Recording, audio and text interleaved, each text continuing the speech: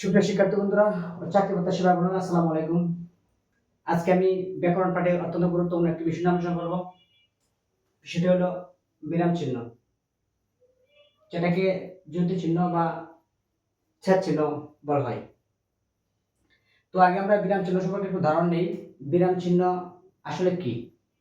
বিরাম চিহ্নটা হচ্ছে লিখিত বাক্যের অর্থ সুস্পষ্ট প্রকাশের জন্য যে বিভিন্ন ধরনের সংকেত বা চিহ্ন ব্যবহার করা হয়, সেটাই হচ্ছে যুক্তি চিহ্ন। অর্থাৎ লিখিত বাক্যের অর্থ সুস্পষ্ট প্রকাশের জন্য যে বিভিন্ন ধরনের সংকেত বা চিহ্ন ব্যবহার করা হয়, সেটাই হচ্ছে যুক্তি চিহ্ন বা বিরাম চিহ্ন বা ছেদ চিহ্ন বলা হয়।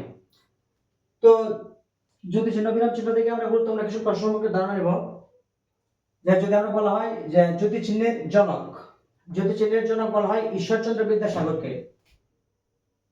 ঈশ্বরচন্দ্র বিদ্যাসাগর যুক্তি চিহ্নের জনক হচ্ছে ঈশ্বরচন্দ্র বিদ্যাসাগর। যুক্তি চিহ্নের প্রয়োগ ঘটানো হয় 1847 সালে।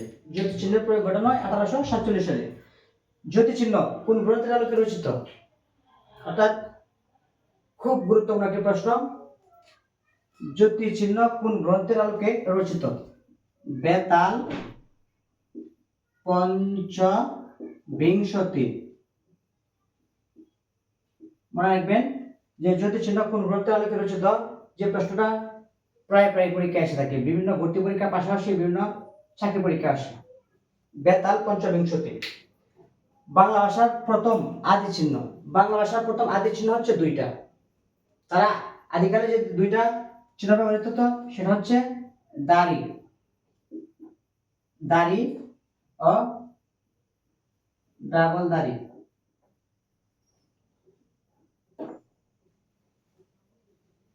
এই দুটো চিহ্ন আদিকালে ব্যবহৃত হতো, কিন্তু এখন ডাবল দাড়িটা আর ব্যবহৃত হয় না বা ব্যবহার করা হয় না। তো চলুন আমরা এখন ধারণা নেই বিরাম চিহ্ন, যুক্তি চিহ্ন বা ছেদ চিহ্ন কয়টা এবং কি কি। বিরাম চিহ্ন হচ্ছে বিরাম চিহ্ন 12টি। বিরাম চিহ্ন হলো 12টি। কি কি? বিরাম চিহ্ন 12টি। যদি আমরা বলি কমা, দাড়ি, প্রশ্ন, বিষয়, কোলন, কোলন ড্যাশ ড্যাশ।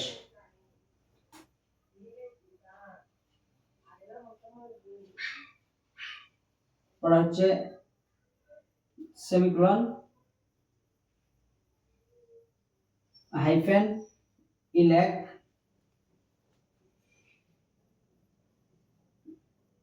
উদ্ধৃতি চিহ্ন, ব্র্যাকেট 1 2 3 4 5 6 7 8 9 10 11 12, 12টা। এখন আসুন আমরা জানি যে কোন চিহ্নে কতটুকু সময় টানতে হয়, যেটা মোস্ট ইম্পর্টেন্ট একটা বিষয়। আমরা অনেক সময় এটা ভুলে যাই। সো আজকে আমরা পড়ব যাতে এটা পরবর্তীতে আর পড়তে না হয়। আসুন আমরা এখন জানি যে কোন চিহ্ন কতটুকু সময় টানতে হয়। সো আপনি একটা জিনিস মনে রাখবেন, বিষয়টা হচ্ছে যে কবিতার মতো, যে দাড়ি, জিজ্ঞাসা, বিষয়, কোলন, কোলন ড্যাশ ড্যাশ। এই ছয়টি, এই ছয়টিতে 1 সেকেন্ড টানতে হয়। 1 সেকেন্ড টানতে হবে। এই ছয়টির মধ্যে 1 সেকেন্ড টানতে হবে। তারপর কমা,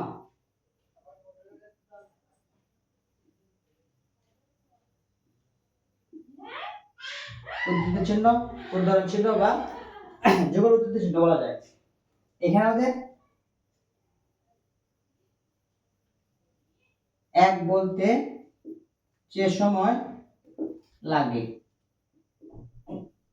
অর্থাৎ এক বলতে যে সময় লাগে। আপনি যদি মনে রাখতে চান, এবার মনে রাখবেন ক্ষমাকে উদ্ধার করতে, ক্ষমাকে উদ্ধার করতে 1 বলতে যে সময় লাগে, এটা আপনি করতে পারেন। মনে রাখার জন্য একটা টেকনিক হচ্ছে যেটা, যে কমাকে উদ্ধার করতে, কমাকে উদ্ধার করতে মানে কমা মানে এই কমা, উদ্ধার মানে উদাহরণ চিহ্ন। এবার মনে রাখলে পরবর্তীতে আর আপনি এটা ভুলার সম্ভাবনা থাকবে না। তারপর আসুন আমরা তারপর জানি, তারপর হচ্ছে আমাদের আর থাকে 6টা আর 2টা 8টা। এখন আমরা যাব সেমিকোলন। সেমিকোলন হচ্ছে এক বলার দ্বিগুণ, এক বলার দ্বিগুণ সময় টানতে হয়, টানতে হবে। এক বলার দ্বিগুণ সময় টানতে হবে কি সেমিকোলনে। তারপর বাকি আছে কি, বাকি আছে আমাদের কি, তারপর বাকি আছে ব্র্যাকেট, তারপর আছে ইরেক চিহ্ন বা লুপ চিহ্ন আছে, ব্র্যাকেট আছে, আর হচ্ছে হাইপেন। আমার প্রয়োজন নাই, তা আমার প্রয়োজন নেই। ক্লিয়ার? এই হচ্ছে আমাদের 12টা। সো আশা করি আজকের এই ক্লাসে বিরাম চিহ্ন নিয়ে আর কোনো সমস্যা থাকবে না। এখান থেকে যদি একটু ভালোভাবে আপনারা বুঝে থাকেন বা না বুঝে থাকেন কমেন্টসে জানাবেন, তাহলে অবশ্যই ক্লিয়ার হয়ে যাবে। এবং পরবর্তীতে এখান থেকে কোনো পরীক্ষায় প্রশ্ন আসলে অবশ্যই ইনশাআল্লাহ অবশ্যই পারবেন, কোনো ঝামেলা থাকবে না। ধন্যবাদ।